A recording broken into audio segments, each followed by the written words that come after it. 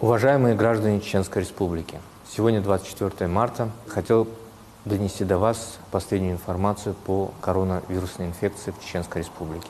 На сегодняшний день нашими тестами подтверждено 5 случаев, из них 1 подтвержден в Новосибирске. Поэтому можно говорить, что официально в нашей республике зарегистрирован 1 случай коронавирусной инфекции.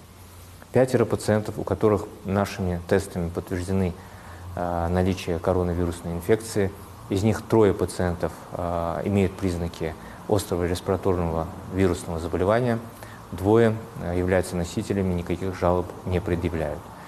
3 пациента – это завозные, они прибыли из различных стран, в основном из Турции.